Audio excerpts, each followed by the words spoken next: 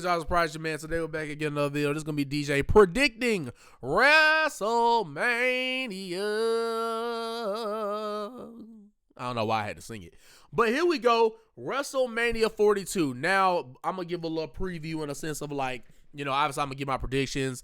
How it goes on this channel when we do predictions for the PLEs for WWE is predict what we think is gonna happen, like who do we think is gonna win, why we think they're gonna win, and maybe what it could possibly lead to, or what factors could lead to that result, and or maybe post Mania and all that good stuff. So that's usually the three criteria we cover.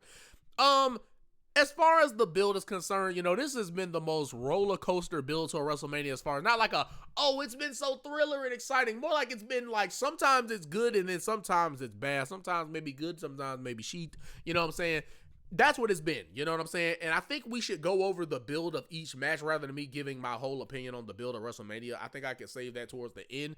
And also, I can probably actually give my comments on what I think the build has been for each match that I go down. So I think that'll probably actually be most smart and accurate. So let's start off. No one wasting time. WrestleMania Night 1. Let's kick it off with something that, you know, I'm going to start it a little different. Let's kick it off with something that could end up being an all-time classic.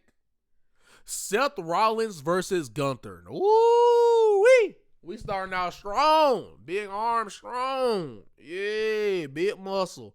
I probably could have live streamed this, but I'm actually keeping it recording. I could have live streamed this. I just thought about it. But anyway, nonetheless, here we go. Seth Rollins versus Gunther. So the build to this match obviously has been non-existent. Obviously because of short notice, you know, Rey Mysterio was supposed to face Gunther. He probably was going to retire to Gunther at WrestleMania to continue Gunther's career killer gimmick. But I could see Rey Mysterio probably being like, what Hogan be saying? That's not going to work for me, brother. Let me think. I've been taking Duolingo. So Rey probably said, no trabajo para mi hermano. I don't know. I probably got that wrong. But if I didn't, let me know, my Spanish speakers down below. I know that probably wasn't exactly how you would have said it, but those are all words that I think mean what they mean, all that translated. So no, not going to work for me, hermano. You know what I'm saying? So yeah, and because all of a sudden now he miraculously, you know, his ribs are healed in time. I don't know about that, but nonetheless, that's until we get to that match. But and then obviously Seth was gonna face Braun Breaker, but Braun Breaker had that hernia, and they probably, my theory is they probably wanted more time because I heard, you know, Braun was training and all that, so he could have, I think, possibly been cleared. But I could see it being in situations where they don't want to pay a story like that off on short notice, as far as they don't want a short 2-week build for that match. You know what I'm saying? So I can understand that. So that being said, because they want to build it more, we ended up getting Seth and Gunther. Yeah, the match doesn't make sense from a storyline perspective. They haven't really had enough interactions for this to be a match that makes sense. But I actually kind of respect and appreciate the fact that they even acknowledged on the show, like, there's no real reason for this happening. But Paul's like, you know what? I don't know why you're here, but thank you. And then Gunther like, it's going to take more than a thank you for what I'm doing for you right now. Basically getting Seth Rollins off your back. And I think that could be the retirement match for Brock. You know, that's been the match everybody's been wanting to see, Gunther and Brock. So we'll see if that's what that leads to. But that is most likely what it's going to lead to. Now, the actual match prediction. I'm going to go Gunther here, man. Even though he won't kill Seth Rollins' career, that'll still be another career where he's at least beating. He's technically still beating a legend, even though he's not killing a career. He's technically still beating a legend. And I actually think it is going to be by way of Braun Breaker returning at WrestleMania. I think they're going to have Braun Breaker, like I said, you know, to continue the story. I can see Braun Breaker being involved in this match when the referee's down. He spears the hell out of Seth Rollins, and then that cost him the match, and Gunther gets the 1, 2, 3. Even though both of these guys, you could say, need the win, I think as a way to continue in the Braun Breaker-Seth feud, I could actually see Braun Breaker appearing at this WrestleMania and getting the job done, or helping Gunther get the job done, whatever the case may be. That way you can still protect Seth Rollins. So I actually do have Gunther winning this match. That'd be, because I don't know, it just be kind of odd to see, because Gunther, y'all know he doesn't even lose a lot, so that'd be odd to see him lose to Seth randomly like this. So that's another reason why I have Gunther winning. He doesn't lose to a lot of people anyway, so I think this would be kind of a random time to do it. But yeah, I got good old Gunther getting the job done here. Next match should be one of the more fun matches on the card, and that is Logan Paul, Austin Theory, the tag team champions, and I Show Speed versus my boy, shout out my boy I Show Speed, but also versus my boy LA Knight and the Usos, man, Jay and Jimmy Uso. Contemplating, thinking about it. Now one could say the Vision still kind of needs some wins, even though they just won the tag team titles. Maybe one could argue the Vision might need a win, but because they're teaming with I Show Speed, it's weird. Like, I could oddly actually see them beating LA Knight in the Usos, but I could see maybe because they want to tell this story with the Usos and Roman Reigns and all this other stuff with CM Punk, I could see them probably not wanting the Usos to just lose, because then they kind of don't look good going into an angle like that when you just lost to like a team with 2 YouTubers technically on it. So I don't know. I could see the LA Knight and the Usos getting a win, but again, I could see an argument being made for the Vision. Maybe I don't know, because maybe the Usos winning this could set up another match between the Vision and the Usos, so I could see that being a thing too. I might go LA Knight and the Usos here winning this. I just don't really see what it like. If this was Logan Paul, Austin Theory, and Bronson Reed, maybe I could see the Vision winning. But with it being LA Knight and the Usos versus like them and I Show Speed, I could see LA Knight and the Usos win this match. I could be wrong on all these. I'm actually not even mad if I am wrong on these. But like I said, I wouldn't be surprised if they actually did have the Vision and I Show Speed win. That'd be crazy. But anyway, who knows? We could get another celebrity involved in this match. I don't know. Maybe a Tom Brady, because, you know, Logan been talking crazy online. So there's a story with him and Tom Brady there. So I don't know. Could they do something like that? I don't know. But I got LA Knight and the Usos winning out the way. It should be a fun match, you know, knowing Speed and Logan's virality, that mindset of wanting to make things go viral and get clipped. I can see us doing a really fun spot in this match. And they're both great athletes. I Show Speed and Logan Paul, you know, even though you know people write them off as just YouTubers, these are nonetheless, these are still some athletic human beings. I mean, Logan, we've seen what he's done in the ring. Speed over here doing backflips and jumping over Lamborghinis. Yeah, the kid's an athlete. And he's obviously really freaking fast. I mean, he kept up with one of the, I think it was the fastest man alive. He kept up with him. So yeah, Speed has shown a lot of his athleticism. I almost said like Danhausen. Athleticism. So yeah, with their athletic ability and their viral, you know, wanting to make stuff go viral, I can see something crazy happening in this match that also end up being fun. So, moving on and moving along. It's funny when I'm reading I Show Speed, it looks like it says is how speed. It's funny how, because the letters that's capitalized, that's what it looks like it says. Anyway, moving on. Jacob Fatu versus Drew McIntyre. I am going to say that this match kind of didn't have enough heat, but then when they were brawling all of SmackDown, that added to it. And then, you know, Jacob getting handcuffed, that was a pretty nice segment of him getting handcuffed and Drew doing the promo package, talking about how, like, you know, you belong in you know, behind bars, or, you know, going off his criminal past and all that good stuff. And knowing that these guys both come with it, you know, they're both aggressive, they both hit hard, so I could see this actually being a really good, hard-hitting match. I don't know how long all these matches are going to go. Most of them probably won't get 20. I could see maybe like 1 or 2 matches of these going 20 minutes or more. I just don't know which ones. Maybe this unsanctioned match gets that time. Or I don't know. Maybe Seth and Gunther get that amount of time. I don't know. But I feel like only like 2 of these matches are probably going to go 20 minutes. But anyway, nonetheless, I do think Jacob will get the win there, only because it gives him momentum going. Well, one, Drew is going to do a movie, so he probably doesn't really need the win. And Jacob Fatu is probably going to need that win a lot, because also a guy in Jacob who's obviously over with the crowd, you know, that gives him a lot of momentum if he were to go up against a Randy Orton. Now, let's say Randy Orton were to win the 15-time World Championship and they want to do another feud, right? Randy Orton versus someone else. Jacob would be a perfect, right, like, you know what I'm saying? That'd be a perfect time to elevate Jacob in the WWE Championship scene, right? Because he beats a former world champion, multi-time world champion, Drew McIntyre, and then we get a banger feud of Jacob and Randy Orton. Whoo! So you guys know how dangerous they are? Like, come on now. So yeah, I got Jacob win that. He can have that momentum and get him into the WWE Championship picture for sure. Now the match that is probably the least anticipating on this card, as far as there's question about whether it's gonna deliver. Hopefully we're wrong that it will deliver well, but it is Alexa Bliss and Charlotte Flair versus Bayley and Lyra Valkyria versus Nia Jax and Lash Legend of the champions versus Brie Bella and Nikki Bella the Bellas. Fatal 4-way for the WWE Women's Tag Team Championship. So, I might go, there's to me, in my personal opinion, that sounds like how like Obafemi would say it. In my personal opinion, I don't think we'll see anyone but the Bellas or Bayley and Lyra Valkyria win this. Like, Nia Jax and Lash Legend, I don't see them retaining this, especially with it being 4 people in this match. Usually that's another way of saying, hey, we're going to get these titles off you in a way.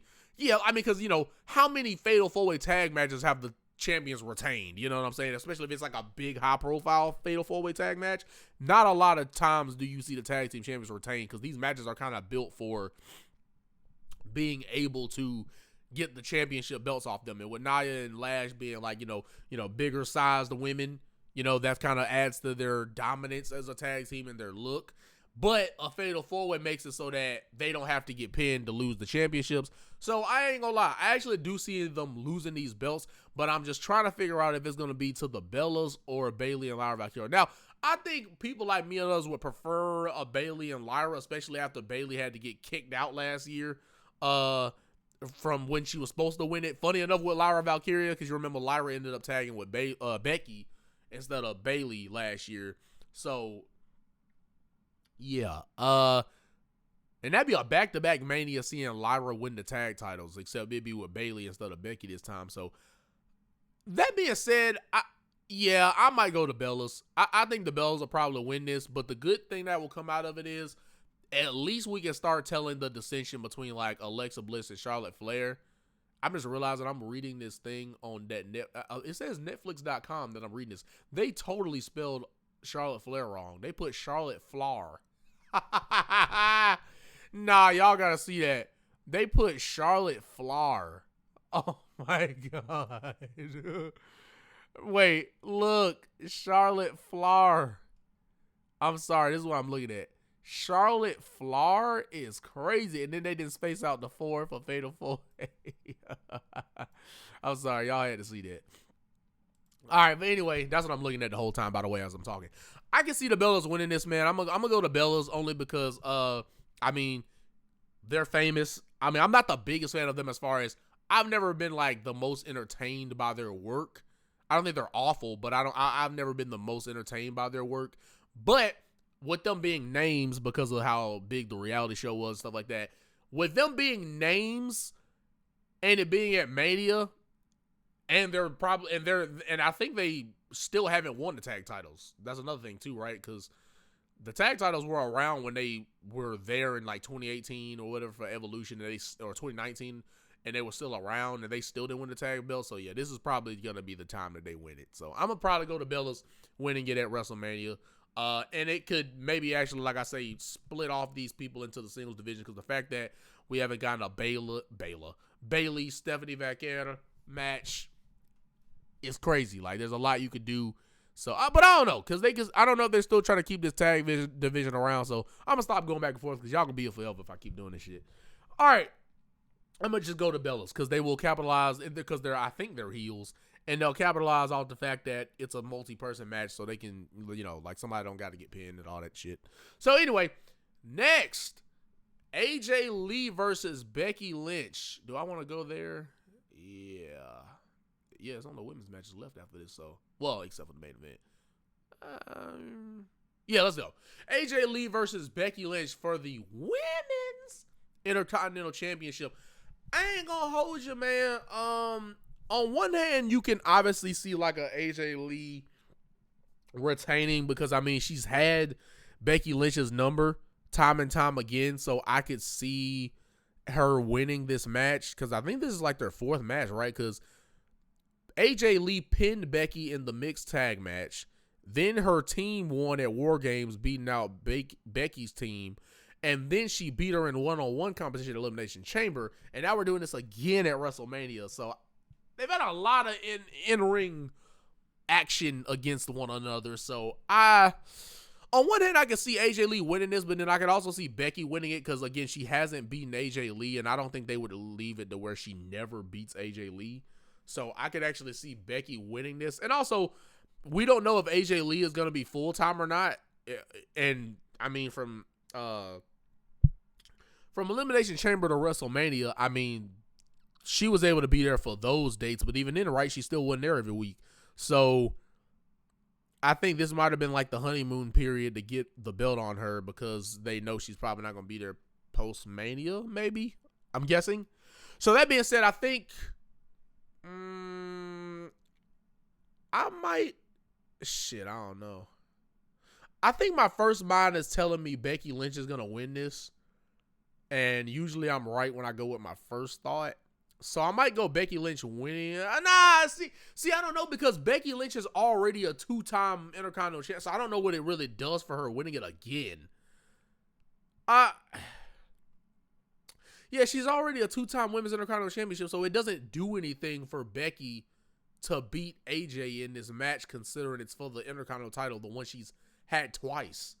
So I don't really see what that does for Becky Lynch.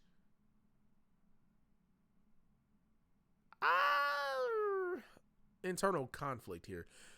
I can see AJ Lee winning just because maybe she could drop it to like a Roxanne Perez. I think that would be something nice to elevate a new talent. But like I said, Becky's lost to AJ like a plethora of times now. So you would think she'd get a win over her, right? But then at the same time, it does nothing because, I mean, it's for the Intercontinental Women's Championship, one that she's already held twice. So why would you want to make her a 3-time Intercontinental Women's Champion within like less than a year? So I don't know, man. You know what? Flip a coin, fuck. You know what? AJ is heads, Becky is tails. Hey Siri, flip a coin. Flip a coin. Okay, AJ Lee. Fuck it. I said AJ was. Let's go AJ Lee retaining. Fuck it. If Becky win, the only thing with Becky winning is I don't see what it does for her beating her and winning this championship a 3rd time. And then I can see them wanting to get another heel over. So like that's why I say AJ Lee could win this, because what if, you know, she gets beat by Raquel Rodriguez or Roxanne Perez, you know, a heel beats them. So I know people are probably gonna say Becky because she's full-time, but I just don't see what it does for her being a 3-time Intercontinental Women's Champion. I don't fucking know. Now I'm going against my damn. I'm gonna stop doing this shit. I don't give a fuck about being wrong. I'm gonna go Becky Lynch. I know I'm probably gonna be wrong on that, but I'll take it. I'll go Becky Lynch just because I don't know if AJ Lee's gonna be there like that. But then again, who does Becky drop it to? Because there's no baby faces for her to really drop it to. Fuck it, AJ Lee. Let's go AJ Lee. Fuck it, I'll go AJ Lee. Damn it, that was hard. Anyway, Stephanie Vaquer versus Liv Morgan for the Women's World Championship. I'm going to Liv. It's pretty simple for me. This build has been fun. I mean, they haven't said a whole lot of words. I mean, they've been going with very surface level insults, one calling each other bitch, and they got a little bit into a story when they were talking about their upbringing and how Liv had the privileged upbringing and the WWE off the rip. She didn't even, go on the indies, and then Liv talking about how she did have to work for her stuff because she didn't start out great or anything. She started out having to, not knowing a whole lot and had to work her way up to get to where she's at. And talking about the fact that Vaquer is from the slums and the sewers and all this other bullshit. You're from the dirty of the dirtiest, you know what I'm saying, and all this other stuff. So, and then the hematoma that she gave her on her damn head when she headbutted her or pushed Liv into Roxanne, causing a headbutt collision and leaving a little goose egg in her head. But nonetheless, I got Liv Morgan winning this because whether it be by help of the Judgment Day or not, I do see Liv winning this. Mainly because I think there's my mindset of it is like Liv can win the Women's World Championship, and maybe you set up a story between Liv and Raquel where, excuse me, Raquel could win like Queen of the Ring or something like that, or something that would get her in a match with Liv Morgan, storyline wise, get her in a match with Liv Morgan. And I could actually see Raquel dethroning Liv for the belt. So I'm already thinking ahead, but I could see something like that. A Raquel versus Liv for the women's world championship to get the world title on Raquel. She's been doing great work. Good old Big Mama Sexy. Been doing some great work. So I could actually see them doing a story with Raquel and Liv Morgan. Even though Stephanie didn't really get to defend it against many people. I think she, funny enough, only defended against Raquel and I think Nikki Bella at one point. So yeah. I don't know. I wouldn't be upset if Stephanie retained, but I'm going to go Liv winning here. I just think there's more story to unfold and tell with like her and Raquel, and that can maybe lead to like a SummerSlam match where Raquel will finally become world champion. I can see something like that. So, moving on and moving along. And then I got to get you on tonight to the main event of the evening. Sanctioned by, no, I'm just kidding. If you know, good old UFC type shit. Woo! Boy, is there going to be a mouthful on this match. Cody Rhodes versus Randy Orton. Versus Randy Orton for the WWE Championship. Man, well, this will be Cody's first time not main eventing night 2. So this will be interesting.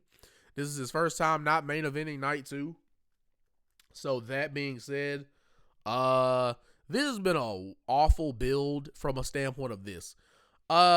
Awful build mainly in a sense of we started off with something promising with Randy Orton's heel turn, right? Randy Orton turned heel. It was great, right? It's pretty much a return to form, a return to his old self, having to steal steps, trying to squash Cody's head like a melon into the damn stairs and all this, or with a chair into the damn stairs. It was, it was a return to form. He beating up Cody bloody, even though Cody's now, for like the 3rd year straight, has been beaten bloody leading into WrestleMania. One was by The Rock. All these legends, too, right? One was The Rock at WrestleMania 40 with the tour bus, which was great. Cena turning heel on him was a great moment, and him beating Cody bloody in the middle of the ring at Elimination Chamber. And now he gets beaten bloody by Randy Orton. It's like all these legends love beating the fuck out of Cody and making them bleed, you know what I'm saying? But nonetheless, the build started off promising. Then we kind of didn't get much, right? Because here's the thing. A lot of people are like, oh my God, Pat McAfee ruined everything. But they got the rose-tinted glasses and 20 years of history. It's supposed to be the easiest build. But I feel like these people got the rose-tinted glasses on because let's not act like this build was all that exciting even before Pat McAfee. Because even before Pat McAfee, what were they doing, right? They was having Orton tease someone being on a phone. And, that wasn't necessarily setting the world on fire for the build. It gave you something to kind of be like, oh, what's going to happen? But it wasn't really doing anything crazy for it wasn't like making the match heavily intriguing with the whole who's on the phone. Who's calling my, like it's freaking Drake on Nokia. Who's calling my phone? Who's calling Randy Orton's phone? You know what I'm saying? But anyway, yeah. But anyway, then Pat McAfee got involved and it just didn't, because the thing I think was so misused here was the fact that we still haven't gotten a actual conversation between Cody and Randy in the build to Mania. Like, y'all know usually they do like a face-to-face promo segment. Even if you got to put some security in between them so that there's a reason why they're not fighting, I would love that, because like we still haven't actually told the story. And then they obviously pivoted to it being Pat McAfee because TKO reportedly wanted him in it, shoehorned him in it, as Punk said on his promo, to sell more tickets. Even if Pat sells a couple extra tickets, it's not gonna make a world of a difference though. Like even if it's like 100 or 1,000 more tickets, that's still not a world of a difference considering last year they were 60,000 at Mania. So it's not like he was going to sell 10,000 more tickets or anything. But nonetheless, it's kind of went to shite. I've kind of been one of those people that's not even been upset. I've just given up on this feud being what it is. I don't know if we'll ever get to unlock the history between Cody and Randy as far as actual storyline. I don't know if they'll ever do it, because they didn't do it this time around, and this would be a Mania, especially this would be a perfect time to do it. And considering people like me and others have been clamoring for this match since Cody came back into the company, is mind-boggling and insane how they've not done it. But yeah, Pat being in this just makes no sense. And then the story completely switching now. At first it was Orton was like, oh, Cody said I could basically be myself, so he can't be mad what comes with me being myself, which would mean I'd have to be, if I'm really be the Viper, this would come with it. Like, I'm gonna have to, beat you bloody. And that being said, Pat gets involved, and now the story's pivoted to now, like, he's gonna, I don't know, like, he's gonna save wrestling. There's never been the angle for this, but they've kind of proven they'll do things that come completely out of nowhere, out of left field with a hockey stick. But yeah, I don't know, man.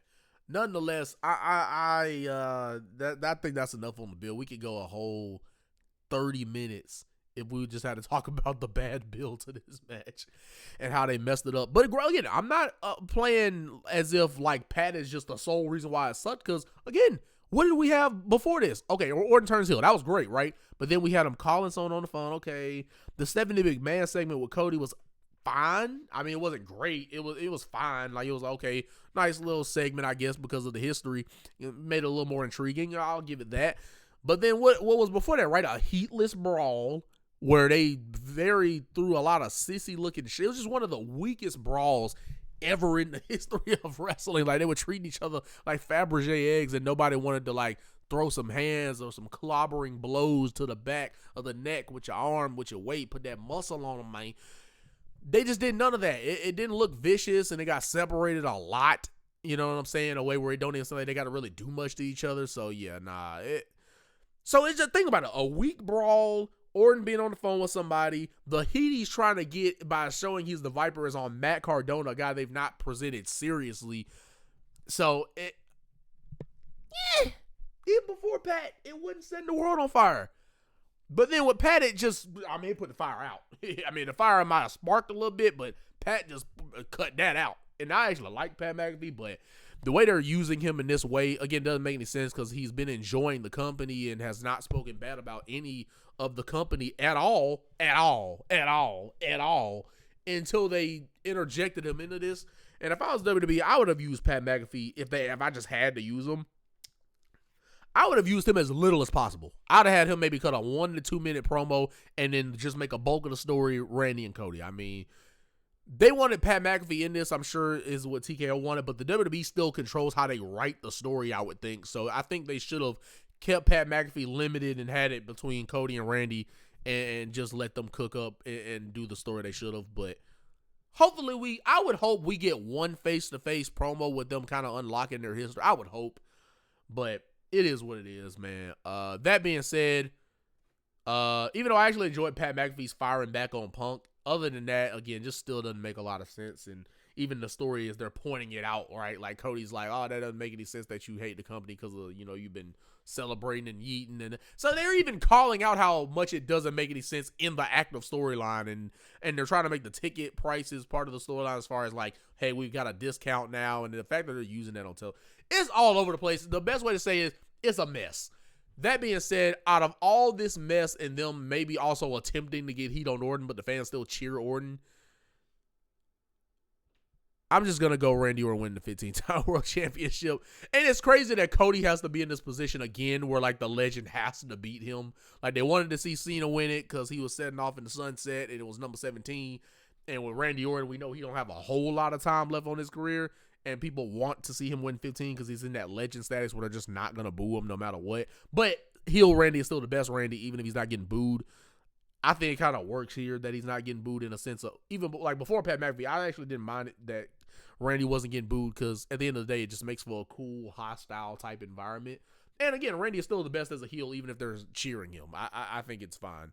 I didn't mind that dynamic. But nonetheless, I got Randy Orton just winning 15. Hopefully, it doesn't have this crazy celebrity involvement. I mean, the most we'll probably get is hopefully Jelly Roll and Pat McAfee early in the match. I hope they fight off. They fought off. They get into the crowd or whatever. They fight off. That way, we can just put the focus on Cody and Randy. But nonetheless, Randy Orton win number 15. All right. To try to cut this shorter, because I already know I've been here a while. I'm right at 30 minutes. Okay, that's not too bad. All right, but I can't make the other part is 30 minutes. WrestleMania 42, night 2 on Sunday, April, not April like AJ Lee's real name. April 19th, the month of date. It is Penta. Oh, I'm sorry. Should we go to that match first? No. Not well. Let's go with Brock and Oba. You know what? Let's go with Brock and Oba. This is not a title match or anything. So, look. Brock Lesnar versus Oba Femi has been the most exciting build to the match. Or to WrestleMania. This has been the most exciting build, mainly because of two reasons. One, it hasn't missed, as in there's not been there's segments where you would have wanted more, but it wasn't like bad, or like the last thing they did when they brawled, but they kind of cut it off kind of early. That was like the most criticism you can get, is we wish we could have saw more of the brawl, but they've knocked it out of the park. They've not had a single weak segment, you know what I'm saying? The first segment of Oba powerbombing Brock Lesnar. Then Paul talks some trash the next week. Oba launches Brock over the top rope. Then they tease about the fight the next week, and Oba freaking launched that security guard right on his butt on the outside of the ring. And even, Triple H obviously kind of selling the seriousness of it, because, the CEO, he's even having to get involved to stop this chaos from happening. And then the next week with them having to get separated and getting more physical and getting separated by the security, and them throwing chairs and steps at each other. Very fun stuff. Every week, the fact that I remember pretty much what they've done for every week is insane. And the fact that they've not had to say a word to each other isn't the most we got was Brock just saying, "Oba, get your, tail out here." That's it. Paul's been doing all the talking. Oba Femi can talk, but they've been having Paul Heyman literally do all the talking for this match. Calling him overrated, and he think he's going to be the next ruler, but he's no different than Braun Strowman. He's no different than Dean Ambrose. He's no different than any other, Omos, whoever else tried to conquer Brock. He's no different. He's been selling that as Paul Heyman, and that's what he's best at, is these kind of beast versus beast matches. He's really good at selling those. Especially when they did like Brock and Goldberg at WrestleMania. That was a fun 5-minute match. But nonetheless, the weekly build has been killing it, and they'll actually be here for the Raw before Mania, so that'll be cool to see what they do next. But anyway, it's also been a great build because it's a very easy match, right? Past the ruler, or the beast from the past versus like the beast of the present and the future. It's a very simple match to tell, right? Brock is the one who, was the dominant beast of his era. Oba's going to be the dominant beast of this era, this new era, like Triple H says. So it's a very simple story to tell. You know what I'm saying? And shout out to the crowd being with Oba Femi in his entrance, and him being so over, and them doing the Oba chants and the Who chants, and it just everybody being with it. I love to see that. Nonetheless, I got Brock Lesnar. Oh, I got you. Thought you had a friend. I got Oba Femi, my boy, my brother. A brother, you know what I'm saying? I got him winning this match because it just, to me, would be a waste of time to give Oba this strong booking where he doesn't even get laid out by Brock Lesnar. Usually you would thought he'd get laid out once, right? As a way to say, and Brock got some type of thing over him so that it would give Oba more of a reason to beat him at Mania. But the fact that they've kept Oba protected in this and had Brock be the only one that's actually gotten laid out, to me, all of that is a waste of time if Oba loses. Because even if they do a rematch, it's not going to hit if Oba Femi doesn't win the first one, if you ask me. Like, if he loses the first one, that kind of kills, again, all that steam, all that build up, all the great views it's been doing on their social media between Brock and Oba. All that for Oba to lose at the biggest show where it matters the most, and it's a first time ever match. I just think you've wasted all that equity you spent on Brock getting to be in this position where Oba would benefit this much. And then you would waste all the momentum you've given Oba Femi, considering he's been over with the crowd and the build's been going well, and they've protected him, right? He's not gotten laid out the whole build. I just think doing all that and then having him lose at Mania, to me, makes absolutely no sense. So I think you do what you say you're going to do, and that's make a new and young star in Oba Femi. So I think Oba Femi should beat Brock Lesnar in this match to show us that, Brock is obviously going off into the sunset, and he'll probably lose at Mania and SummerSlam, and then we say sayonara to Brock. Thank you for what you've done for the business. I mean, you've beaten everybody else. So I don't. And also, the biggest thing to me is why Brock shouldn't win this is it does nothing. It doesn't. What does it prove or do for Brock to be the first person to beat Oba Femi? What does that do? That does nothing. No win can do anything for Brock at this point in his career. So that's another thing. Brock beating anyone does nothing for him at this point, especially after he did what he did to John Cena at WrestlePalooza. It just does nothing for Brock to beat anybody. You know what I'm saying? So, yeah, I'm going over Femi. Please, WWE. I can see them not doing it, but it is what it is. Next match, I'm trying not to make this segment as long. Sami Zayn versus Trick Williams for the United States Championship. Now, I'm going to go with my boy, I know I'm asking them for much here, but another brother. Oh, Lord, they probably ain't going to do it. Fuck. They ain't going to do it, y'all. There's too many brothers getting a win on one night. Oh, my God, especially if all three of them win. Trick, Javon, and Obi. Oh, you know that ain't going to happen. You know that ain't going to happen. You know all them brothers ain't winning. But, nonetheless, Trick Williams has been my favorite wrestler to watch on television. I mean, I've liked him in NXT a lot, but since he's gotten on the main roster, I think he's been the most fun for me. It's been it's been good stuff throughout the show from other stars, but to me, Trick Williams has been the most fun guy to watch on the main roster. He's probably my favorite wrestler right now. He's got obviously the charisma, the natural charisma, the entrance, the everything. You know what I'm saying? He's got the whole thing put together, and he's even got Lil Yachty involved, which that's been a fun dynamic. You know, it's not been a bad thing that's ruined Trick in any way. It's actually been a really fun dynamic seeing that. So, that being said, I think that it sucks that my boy Carmelo Hayes was not on this. He's been working his tail off for the last 9-10 weeks, 3 months, building that title the best he could, wrestling week in and week out, having some dope matches. And all for that, for him to not get on the biggest show again. And these were, Braun Breaker and Carmelo Hayes, those were the two top guys in NXT. So to go from that to now Melo missing Mania twice in a row is insane. So I wish they would have made it a triple threat, but it's one of those we're kind of past that. So what's the point of still complaining about that?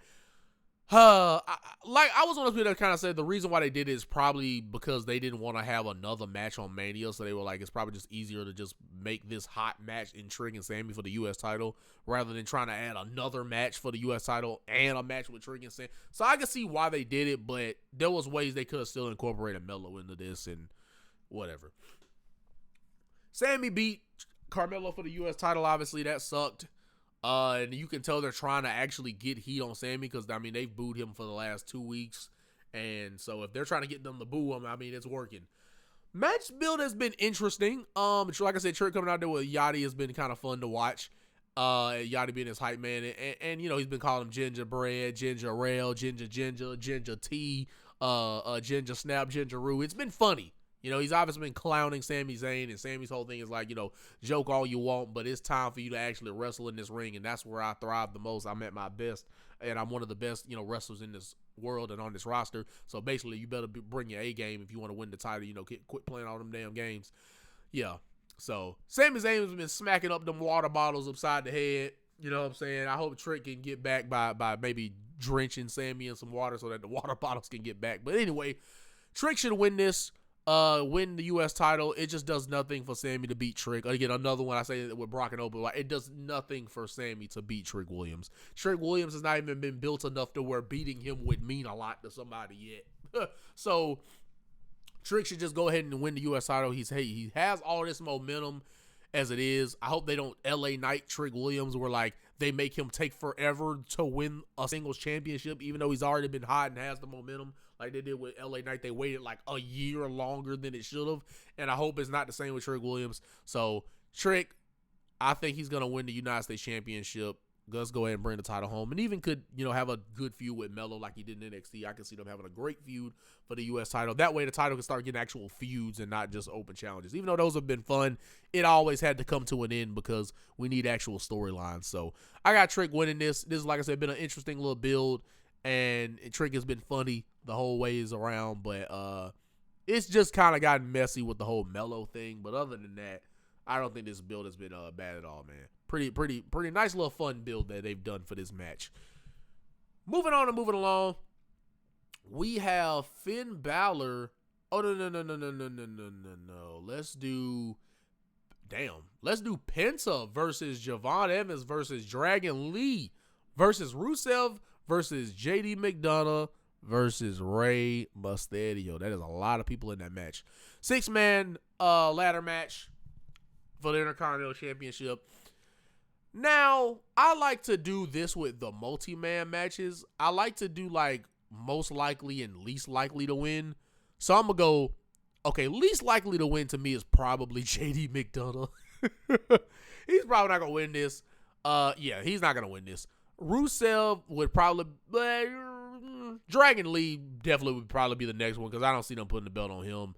Rusev is not going to win the belt, but he would probably be more likely to win it than JD and Dragon Lee, especially because of him being like the big dominant individual, even though he hadn't been dominant. Rey Mysterio would probably be the next one that could possibly win this. It's Rey, big name and all that stuff, so I can see that. Javon would be the second because he could not only be the youngest Intercontinental Champion, but that would be a big crowning moment for my boy Javon. As much as I would love to see that, I actually do see Penta retaining because I don't see every single title match being a new champion. And even though I'd love for Javon to win, and I would actually vote for Javon to win, the only reason I'm going to say Penta is because I don't think they're going to switch every single title. And so they got to have some people retaining. So I think this is one of those matches they're going to have Penta retain. But no build, of course. But it's still going to be a great match with all these athletic individuals involved and great wrestlers involved in this match. It will be fun, and it could even steal the show and be match of the night. All right, we almost hit 45 minutes, so I'm going to hurry the F up. Sorry, I had a lot of back and forth, and that's why it happened that way. Finn Balor versus Dominic Mysterio. Demon Balor, to be specific. I got Demon Balor win. I mean, they wouldn't bring the Demon back to have him lose to Dominic. Build could have been way better. They didn't really dive into a lot here. I can't even really tell you a single thing they've done for this build that I remembered. So hopefully Finn Balor just get the win, and we start building Balor back up as a top babyface. That's probably asking for much, but nonetheless. Jade Cargill versus Rhea Ripley for the WWE Women's Championship. I'm going to have Jade retain just because it really does nothing for Rhea to win that championship, or I should say, it doesn't do anything for Rhea to win the championship. Build has obviously been awful. It's probably been one of, if not the worst build to WrestleMania.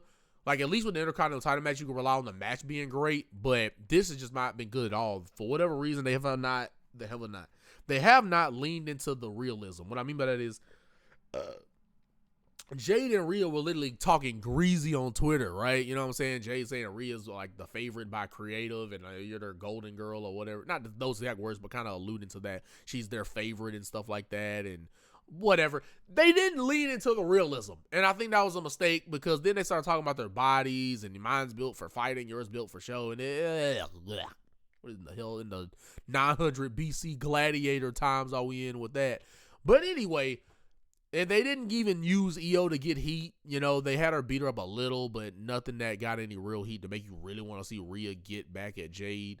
And Jade's faction does not really set the world on fire either. So I got Jade retaining. I know she hadn't really done much with the championship, but maybe that should be the reason why she retains it because she hadn't done much with the championship. And again, I just don't see what it does for Rhea Ripley winning this title. Even though there's the only fresh match there for Rhea at that point would be like Rhea versus Tiffany Stratton maybe. But yeah, there's just more of a future to me with Jade retaining than not. So, woo! All right, I'm going to try to be under 45 minutes. The main event, I'm going to be pressing it. CM Punk versus Roman Reigns for the World Heavyweight Championship. It's a main event night 2. Punk will get his main event of WrestleMania on night 2 this time around. So, build has been great for those first 3 weeks. Then it kind of went down with the whole year old thing. Then they threw each other through tables. That was fine, but it didn't really get you excited. Behind Brock and Oba, I'll say this has been the best build because they picked it right back up with Punk doing his pipe bomb type promo. And so I think that was fantastic. And it kind of, to me, single-handedly rebuilt the matchup, calling him the buck-toothed Nepo baby who got in the business because his dad got him, his dad or whatever got him a job after he failed at football and that he, what am I trying to say? What's the other thing he said? Oh yeah, and then you ate dog food for a weird old man, and you sucked bad at the first 8 years of your singles career and all that. And, him saying that, Roman saying about Punk that we only brought you back for the 30 to 45-year-old version that still live with their mom and dad, and how he he took a 10-year vacation and that they only brought him back to sell a couple of towns or sell out Chicago a couple times and then ride him off into the sunset and beat him at WrestleMania and take the world title, and then the whole, Punk saying he's going to bury him next to his father, all that stuff. And the Usos get involved. So I could see this. I hope it does lead to something big. It would be wishful thinking, but I would hope my boy, if he's able to show up in a semi full-time basis, as in a consistent string of weeks of showing up to build the story, it would be great if my boy, my favorite wrestler of all time, if you smell what The Rock is cooking, could be there, but it's not a promise. I'm going to probably go CM Punk, Roman Reigns. I might go, one would say Punk would probably be the better decision because he's going to be full-time, but I don't see them having Roman lose another championship. He lost the championship at 40. Then he lost the triple threat last year. So I don't know if I see him losing again. And I can see it even leading to more of a bloodline story type thing unfolding. So I might go. Man, this is hard. And I didn't want to make this 45 minutes, but this is a hard decision. I'm going to go. Man, I don't know, man. Because Roman's insisting upon the Usos not getting involved, but I don't know, man. Maybe Roman? Because, they kind of brought him back after the 2 years where he wasn't the champion and had him win the Rumble. So I don't know if they'd do all that to have him not win the belt again. So I'm going to go Roman Reigns. Even though he's not going to be there like that, I'm going to go Roman Reigns just winning the championship, even though Punk would be the better option because he's going to be there. I think there's going to be a bigger story unfolding here in Mania coming out of that. But anyway, y'all let me know what y'all predict down below. Sorry it was so long, but it was some decisions I just kept volleying back and forth on who was going to win what, and certain matches were hard to predict. But anyway, appreciate you guys. See you in the next video. That's all you need to know. As what I mean by that is like, comment, and subscribe. We're going to keep putting in the grind time, and effort, doing our thing, do it what's the best of our ability. See y'all on the next one. End of the day, we gotta say this what it is, what's gonna be this project. Come on, content, video, Bengals, certified legalized, legitimized project, and all that good stuff. Anyway, see y'all in the next video. That's the vibe that DJ's on.